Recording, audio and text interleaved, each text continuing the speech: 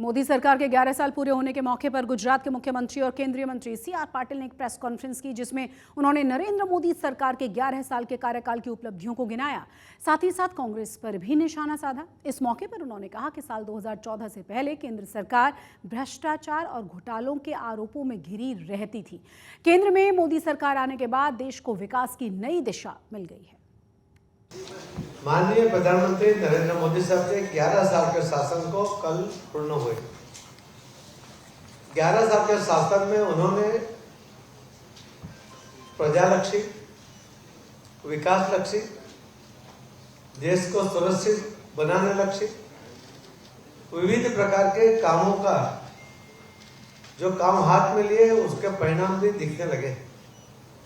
उन्होंने सर्वांगीण विकास की बात कही, महिलाओं को अपने अधिकार दिए, महिलाओं की सुविधा के लिए काम किए, किसानों के लिए भी आज तक कभी कोई सरकार ने कोई योजना नहीं बनाई। सीधी किसानों को फायदा है उसके लिए साल में 3 बार कुल मिलाकर 6,000 रुपये जमा करके उसको मदद करने की कोशिश की।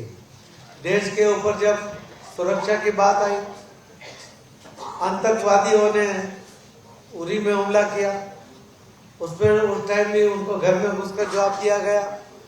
पुलवामा में जो हमला हुआ उस टाइम भी एयर स्ट्राइक करके पूरे दुनिया को दिखाया। और अभी पहलगाम के हमले के बाद जो माननीय प्रधानमंत्री मोदी साहब ने पाकिस्तान को भी कहा था कि आपने बहुत बड़ी गलती कर दी और इसका भुगतान आपको करना पड़ेगा। और 23 मिनट के अंदर पाकिस्तान में 9 जगह पर 100 किलोमीटर से ज्यादा अंदर घुसकर 100 से ज्यादा आतंकियों का खात्मा कर दिया। गुजरात में कोरोना की रफ्तार लगातार बढ़ती जा रही है। कोरोना के एक्टिव केसेस 1100 के पार पहुंच चुके हैं और वहीं कोरोना से लोगों की मौत भी हुई है। हालांकि डॉक्टर्स का कहना यह है कि इस बार कोरोना के नए वेरिएंट से घबराने की जरूरत नहीं है, बस ख्याल रखिए।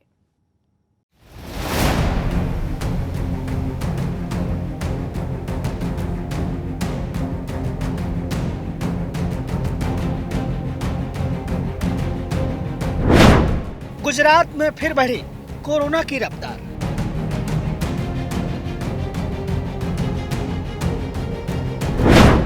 संक्रमित मरीजों की संख्या 1100 के पार।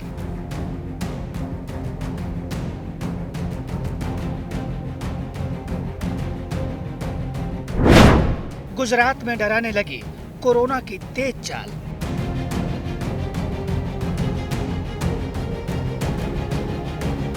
गुजरात में एक बार फिर कोरोना के केस तेजी से बढ़ने लगे हैं। सोमवार को एक ही दिन में कोरोना के 235 नए केस दर्ज हुए हैं, जिसके बाद गुजरात में कोरोना के एक्टिव केस की संख्या 1100 के पार पहुंच गई है।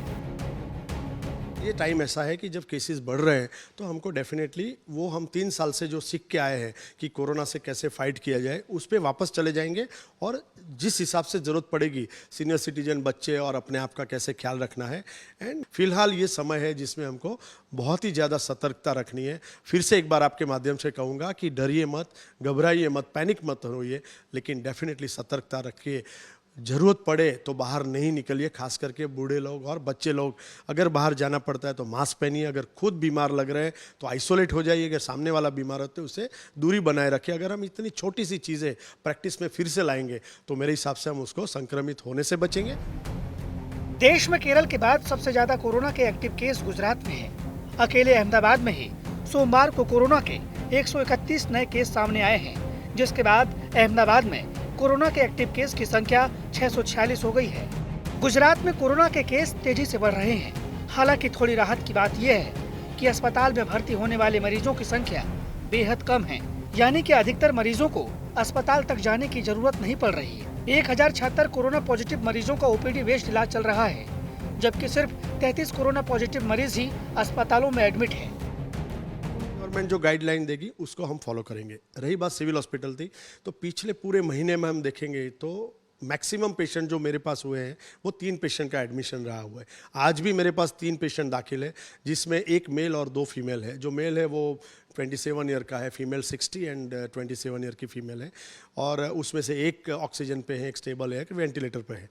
कहने का मतलब ऐसा है कि एडमिशन रेट नहीं है इस वाले व्यू में। ऐसा बताएंगे, अगर पॉजिटिव बात करें तो ऐसा है कि मेजोरिटी लोग 95-96% लोग घर पे ही ठीक हो रहे हैं, मतलब होम आइसोलेशन में ठीक हो रहे हैं, और सारी जगह पे एडमिशन रेट काफ़ी कम है। डॉक्टर्स का कहना है कि इस बार कोरोना से घबराने की जरूरत नहीं है, क्योंकि इस बार अस्पतालों में तैयारियां पहले से बेहतर है। इसके अलावा अधिकतर लोग वैक्सीनेटेड हैं। ऐसे में फिलहाल चिंता की बात नहीं है, लेकिन सतर्क रहना जरूरी है। मैं वही बताना चाह रहा हूँ कि अभी काफ़ी लोग, हमारे कितनी पॉपुलेशन कहेंगे 70-80% वैक्सीनेटेड है, उनकी वजह से जो इम्यूनिटी, हर्ड इम्यूनिटी आती है कम्युनिटी में, उसकी वजह से भी हम ऐसा बोल सकते हैं कि जिसको भी कोविड हो रहा है, माइल्ड हो रहा है, वो होम आइसोलेशन में ठीक हो रहा है। एडमिशन रेट काफ़ी कम है। दूसरी बात एक बहुत ही इंपॉर्टेंट बताऊंगा कि जो वल्नरेबल पॉपुलेशन है, जैसे हम कहेंगे सीनियर सिटीजन है, छोटे बच्चे हैं, या इम्यूनो कॉम्प्रोमाइज पर्सन जिसको ट्रांसप्लांटेशन हुआ है, कोई सर्जरी हुई है, कुछ रेडिएशन गया है, तो ऐसे लोगों को अदरवाइज ऑल्सो कोई भी इन्फेक्शन होने के चांसेस ज़्यादा है। कोरोना से अहमदाबाद में अब तक 2 मरीजों की मौत हो चुकी है। GMERS मेडिकल कॉलेज अस्पताल में कोरोना से एक 16 साल की बच्ची की मौत हो गई। कोविड के सिम्टम्स थे, उसको फीवर था, हाई ग्रेड फीवर था, और उसकी जांच करवाई, ब्लड रिपोर्ट करवाया, एक्सरे करवाया, सीटी स्कैन करवाया, सारे रिपोर्ट और कोविड का रिपोर्ट भी करवाया। सारे रिपोर्ट करने के बाद उसका रिपोर्ट कोविड पॉजिटिव आया था। तो हमारे डॉक्टर ने उसको रेमडेसिविर इंजेक्शन, डेक्सोना इंजेक्शन और खून पतला करने का लो मोलिकुलर वेट हेपेरिन, और उसके जो ज़्यादा रिपोर्ट ख़राब आ रहे थे तो उसका टोसिलोजुलुम इंजेक्शन जो कॉस्टली आता है, वो हमारी हॉस्पिटल की तरफ से परचेस करके पेशेंट को दिया गया।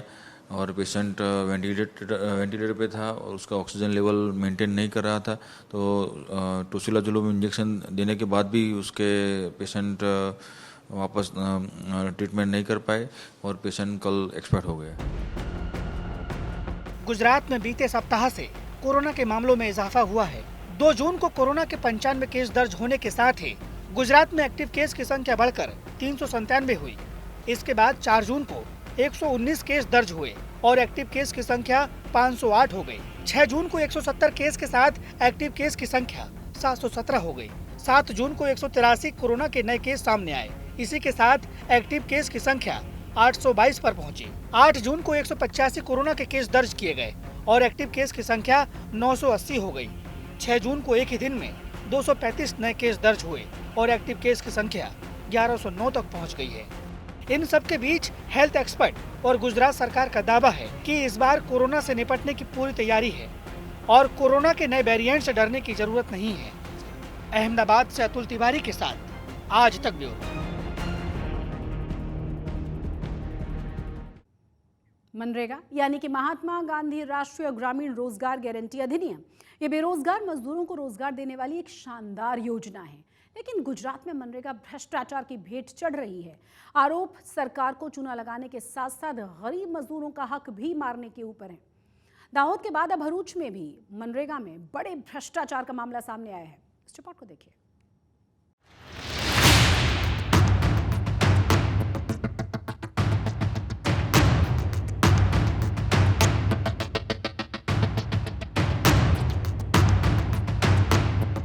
गुजरात में मनरेगा घोटाले को लेकर जबरदस्त सियासी संग्राम छिड़ा हुआ है। राज्य के पंचायत और कृषि मंत्री बच्चूभाई खाबड़ के दोनों बेटे सलाखों के पीछे हैं। मंत्री के बेटों पर दाहोद जिले में मनरेगा में 71 करोड़ का घोटाला करने का आरोप है। गुजरात में विपक्षी पार्टियां सरकार को घेर रही हैं और मंत्री के इस्तीफे की मांग कर रही है। इस बीच भरूच जिले में भी मनरेगा में इसी तरह के घोटाले का मामला सामने आया है। आरोप है कि 3 तहसील के 67 गाँव के काम में करोड़ों का भ्रष्टाचार हुआ है।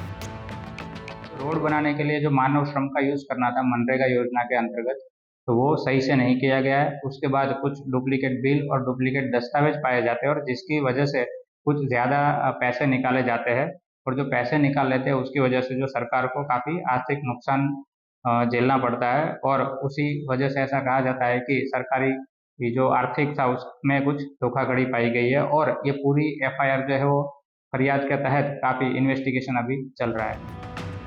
आरोप है कि भरूच में अलग अलग जगहों पर सड़कें और दूसरे काम कागजों पर दिखाकर सरकार से पैसा ले लिया, लेकिन जमीन पर कोई काम नहीं हुआ। जो काम हुए भी हैं उनमें भी तकनीकी खामियां मिली है। भरूच जिले में Bharuch city A division police station के अंदर एक एफआईआर दर्ज की जाती है, जिसमें मददनीश परियोजना अधिकारी हिसाब जो एफआईआर देते हैं और ऐसी घटना बताते हैं कि आमोद, जंबूसर और हासोड़ तहसील के अंदर जो मनरेगा योजना के अंतर्गत जो रोड गांव के अंदर जो रोड बनाने होते हैं, रोड के अंदर कुछ गैररीति पाई गई है, जिसके तहत उन लोगों ने एक टेक्निकल रिपोर्ट बनाए और टेक्निकल रिपोर्ट के अंदर कुछ ऐसा पाया जाता है कि जो रोड बनाने वाली जो एजेंसी थी, वो एजेंसी, कुछ सरकारी कर्मचारी और कॉन्ट्रैक्ट कर्मचारी, उन सब ने आपस में मिलकर कुछ एक षड्यंत्र रचा गया है और जिसके तहत ऐसा पाया जाता है कि रोड के अंदर जो यूज होने वाला जो माल सामान था, उसकी जो क्वालिटी थी वो बहुत ही निम्न कक्षा की पाई जाती है। फिलहाल एसआईटी की टीम पूरे घोटाले की जांच पड़ताल कर रही है। अब तक 7 करोड़ 49 लाख के भ्रष्टाचार की बात सामने आई है। माना जा रहा है कि जैसे जैसे जांच आगे बढ़ेगी और कई बड़े चौंकाने वाले नाम भी सामने आ सकते हैं। भरूच से बिक्की जोशी के साथ आज तक ब्यूरो। गुजरात में साइबर फ्रॉड के मामले भी तेजी के साथ बढ़ रहे हैं। साइबर ठग लगातार नई नई तरकीबें अपना करके लोगों को निशाना बना रहा है और इसी बीच सूरत में एक चौंकाने वाली खबर भी सामने आई है। पुलिस ने साइबर फ्रॉड गैंग के 3 आरोपियों को गिरफ्तार किया है, जिनमें एक आरोपी नेशनल लेवल का बास्केटबॉल प्लेयर रह चुका है।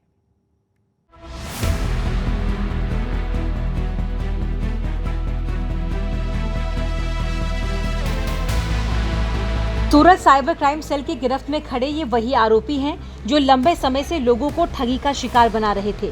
इस गैंग में सबसे चौंकाने वाला नाम है परमवीर सिंह। ये नेशनल लेवल का बास्केटबॉल प्लेयर है। साल 2019 में Paramvir under 19 national basketball tournament खेल चुका है। अपने शानदार करियर को और सफल बनाने के बजाय परमवीर साइबर ठगों के गैंग से जुड़ गया। पुलिस के मुताबिक परमवीर सिंह ठगी में खुद सीधे तौर पर इन्वॉल्व नहीं होता था, बल्कि ये अलग अलग बैंक अकाउंट्स किराए पर लेकर साइबर ठगों को मुहैया करवाता था, जिनमें ठगी की रकम ट्रांसफर की जाती थी। सूरत साइबर क्राइम सेल को एक कंप्लेंट मिली थी एक सीनियर सिटीजन को, उनके अकाउंट में 2 करोड़ 50 लाख जितना मनी लॉन्ड्रिंग का केस है। ऐसी धमकी दे के उनको वो डिजिटल अरेस्ट किया, 2 दिन जैसे डिजिटल अरेस्ट किया जा रहा है, ऐसा बता के अलग अलग एजेंसियों के नाम से उनके पास से 16,50,000 जैसी अमाउंट उनके अलग अलग अकाउंट में ट्रांसफर की थी। इसमें वर्कआउट करके भावनगर से 3 आरोपियों को उठाया गया, जिसमें अकाउंट होल्डर था, उनकी एक लेडी के नाम पे अकाउंट था, उसके हस्बैंड ने राजू भिकाभाई परमार, जिसने अकाउंट अपनी वाइफ का रेंट पे एक किशन पटेल को दिया हुआ था। किशन पटेल को पकड़ा गया तो किशन पटेल ने आगे एक और नाम परमवीर सिंह उर्फ आसू सत्ताम सिंह टाक का नाम बताया। अब आपको बताते हैं कि सूरत पुलिस इस शातिर गैंग तक कैसे पहुंची। दरअसल इस गैंग ने सूरत के एक बुजुर्ग को ठगी का शिकार बनाया। इन्होंने वीडियो कॉल पर खुद को दिल्ली पुलिस का अधिकारी बताया, फिर 2.5 करोड़ के मनी लॉन्ड्रिंग केस में फंसाने की धमकी दी। आरोपियों ने बुजुर्ग को 2 दिनों तक डिजिटल अरेस्ट भी रखा, फिर उनके बैंक अकाउंट से एफडी तुड़वाकर 16,50,000 रुपए ट्रांसफर करवा लिए। पुलिस इस मामले की जांच करते हुए बैंक डिटेल्स के आधार पर भावनगर पहुंची, जहां से परमवीर सिंह, राजू परमार और कृष्ण कुमार को गिरफ्तार किया। पुलिस इस मामले की जांच करते हुए बैंक डिटेल्स के आधार पर भावनगर पहुंची, जहां से परमवीर सिंह, राजू परमार और कृष्ण कुमार को गिरफ्तार किया। आरोपियों के बैंक खाते की जांच की गई तो चौंकाने वाला खुलासा हुआ। पुलिस के मुताबिक इस गैंग के खिलाफ 18 राज्यों में साइबर ठगी की 40 से ज्यादा शिकायतें दर्ज हैं। जब आशु को परमवीर सिंह को पकड़ा गया, उसके पास से अलग अलग बैंकों की चेकबुक, पासबुक और डेबिट कार्ड मिले हुए, जिसमें एनसीसीआरपी पोर्टल पर 40 से ज्यादा कंप्लेन है। आशु है परमवीर, वो नेशनल प्लेयर है बास्केटबॉल अंडर 19 में 6-7 साल तक खेला हुआ है गुजरात की टीम से और 10th तक पढ़ा हुआ है। 10th के बाद पढ़ाई छोड़ दी थी और लास्ट 4 मंथ से वो साइबर क्राइम फ्रॉड में, वो इनिशियल अभी ऐसे इन्वेस्टिगेशन में बता रहा है कि 4 मंथ से ये साइबर क्राइम फ्रॉड में इन्वॉल्व है। परमवीर सिंह साइबर फ्रॉड के इस नेटवर्क से लंबे समय से जुड़ा हुआ था। परमवीर सिंह के पास से पुलिस ने 15 डेबिट कार्ड, 4 पासबुक और 11 चेकबुक बरामद किए हैं, जिससे साफ है कि basketball player Paramvir cyber fraud के गोरख धंधे का मंझा हुआ खिलाड़ी है। सूरत से संजय सिंह राठौड़ के साथ आज तक ब्यूरो।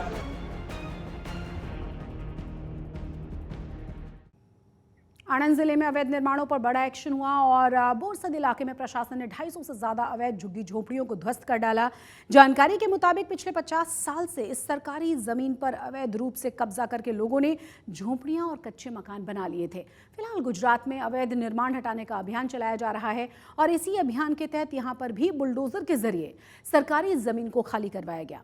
पुलिस के मुताबिक बुलडोजर एक्शन से पहले अतिक्रमण करने वालों को नोटिस दिए गए थे, फिर सामान हटाने के लिए पर्याप्त समय देने के बाद अवैध निर्माणों को ध्वस्त कर दिया गया। कब्जा मुक्त करवाई गई जमीन की कीमत बताई जा रही है 60 करोड़ रुपए से ज्यादा। इंटरनेशनल योगा डे से पहले वडोदरा में एक योग कैंप का आयोजन किया गया है, जिसमें बड़ी संख्या में लोगों ने हिस्सा लिया और पूरे उत्साह से अलग अलग आसन करते हुए नजर आए। गुजरात योग बोर्ड के मार्गदर्शन में आयोजित इस कैंप का मकसद था लोगों को योग के लिए जागरूक करना, ताकि कॉमन योग प्रोटोकॉल के माध्यम से लोगों को बिना दवाओं के स्वस्थ रखा जा सके। योग दिवस से पहले अलग अलग शहरों में इस तरह के कार्यक्रमों का आयोजन किया जा रहा है। योग हमें पावर देता है, योग हमें शक्ति देता है। योग भारतीय संस्कृति की विश्व का मूल बेट है। हमारे देश के प्रधानमंत्री विश्व नेता आदरणीय नरेंद्र भाई मोदी की वजह से 21 जून अंतर्राष्ट्रीय योग दिवस पूरे विश्व में मनाया जाता है। ये सब भारतीयों के लिए गर्व और गौरव की बात है। गुजरात राज्य सरकार ने 365 दिवस योग है, उसके लिए गुजरात राज्य योग बोर्ड का गठन किया है। और सबसे पहले जब देश के प्रधानमंत्री ने मन की बात में कहा कि देश को मोटापा से मुक्त करने की जरूरत है, तो सबसे पहले गुजरात के मुख्यमंत्री आदरणीय भूपेंद्र भाई पटेल ने विधानसभा में घोषणा की कि हम 225 का वर्ष है, जो पूरा वर्ष हम मोटापा मुक्त गुजरात का अभियान चलाएंगे।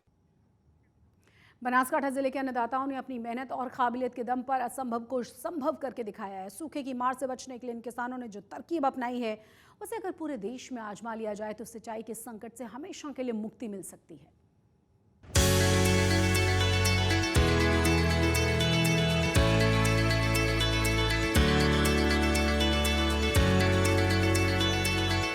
बनासकांठा जिले के किसानों ने कमाल कर दिया है। यहाँ दशकों से पानी की भीषण समस्या थी। खेत सूख रहे थे और फसलें बेजान हो रही थी। सूखे की समस्या से जूझ रहे किसानों ने खुद इसका समाधान खोजने की ठानी, जिसके बाद देखते ही देखते सब कुछ बदल गया। पानी की कमी से वीरान पड़े खेत फिर से लहलाने लगे। दरअसल किसानों ने एक अभियान चलाकर खेत तालाब की शुरुआत की। मतलब एक खेत को उन्होंने तालाब में बदल दिया, जिसकी वजह से यहाँ बारिश का पानी इकट्ठा होने लगा। हमारे यहाँ पानी की बहुत दिक्कत है और इसीलिए ये खेत तालाबड़ी खोदी हुई है। अभी ये मैंने अपने खेत में खुदवाई है, जिसकी वजह से बरसात हुई पानी का संग्रह हो सके और उससे तीनों सीजन खेती हो पाए। और हमारे यहाँ इस अभियान में काफ़ी लोगों ने साथ सहकार दिया है, जिससे पानी की समस्या को दूर किया जाए और खेती की पैदावार को बढ़ाया जा सके। यहाँ बारिश तो होती थी, लेकिन पानी को सही ढंग से इकट्ठा नहीं कर पाने की वजह से बारिश का पानी बेकार हो जाता था।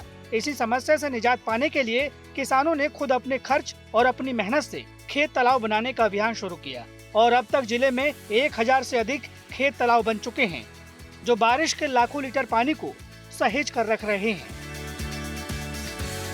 इसके अलावा यहाँ जल स्तर को बढ़ाने के लिए भी हजारों ट्यूबवेल और बोरवेल को रिचार्ज किया गया है। इन बोरवेलों को बारिश के पानी से सीधा जोड़ा गया है, जिससे बारिश का पानी जमीन के भीतर जाकर जल स्रोतों को रिचार्ज कर रहा है। बनासकांठा के कई गांवों में पानी का स्तर बहुत नीचे चल गया है। यहाँ पे बारिश होती है, लेकिन बारिश का पानी जो है वो सब बह जाता है। लेकिन यहाँ के किसानों ने एक तकरीबन अपनाई। आप जिस तरह से देख रहे हैं कि बनासकांठा के डीसा और आसपास के जो किसान हैं, वो किसानों ने अपने खेत में ही पानी का संग्रह करने के लिए खेत तालाब बनाने की शुरुआत की है। अभी तक बनासकांठा और डीसा आसपास के कई गाँव में 1000 से ज़्यादा यहाँ पे खेत तालाब बने हुए हैं, जिसमें लाखों लीटर पानी जमा होता है, इकट्ठा होता है। उस पानी के वो खेडूत है, जो किसान है, वो खेती कर सकते हैं। वो 2 से 3 सीजन उस पानी से ले सकते हैं। उसके साथ साथ यहाँ के किसानों ने ट्यूबवेल रिचार्ज का भी एक अभियान अपनाया है। इस पहल के सकारात्मक परिणाम दिखने शुरू हो गए हैं। कई इलाकों में जल स्तर में बढ़ोतरी दर्ज की गई है।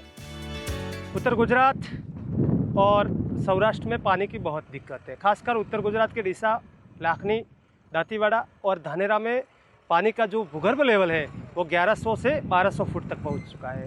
यहाँ से पानी निकालकर खेती करनी किसान के लिए बहुत मुश्किल और खर्चा भरी होती है।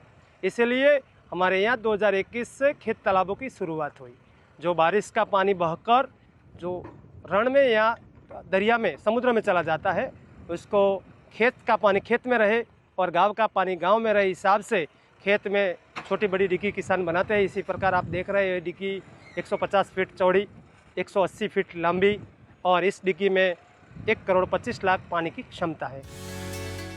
बनासकांठा में गहराता जल संकट अब किसानों के सामूहिक प्रयासों से एक नई उम्मीद में बदल रहा है। किसानों के इस अभियान को अब सरकार का भी समर्थन मिल रहा है। सरकार अलग अलग योजनाओं के जरिए किसानों को खेत तालाब बनाने के लिए मदद कर रही है, जिससे इस अभियान को रफ्तार मिली है। गुजरात के बनासकांठा डिस्ट्रिक्ट में दिन प्रतिदिन पानी के जो स्तर है, वो जल स्तर का घटना जिस तरह से उपयोग हो रहा है, जिस तरह सिंचाई हो रही है, वो दिन प्रतिदिन चले जा रहे थे। माननीय नरेंद्र भी जब मुख्यमंत्री थे यहाँ पर, तब उन्होंने GGRC कंपनी बनाकर उन्होंने स्प्रिंकल और ड्रिप आधारित किसानी खेती करने के लिए सबको आह्वान दिया, उस पर सब्सिडी दी। इसके लिए नरेंद्र भाई का हम आभार व्यक्त करते हैं कि जो जल स्तर बचा रहा वो उनके कारण बचा रहा है। बनासकांठा के किसानों की ये कोशिश पूरे गुजरात के लिए एक प्रेरणा बन रही है।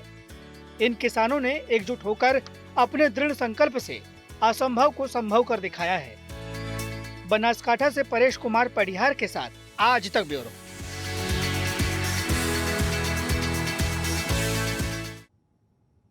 आज तक गुजरात के स्पेशल बुलेटिन में आज के लिए बस इतना ही, लेकिन देश और दुनिया की तमाम बड़ी और अहम खबरों के लिए आप देखते रहिए आज तक।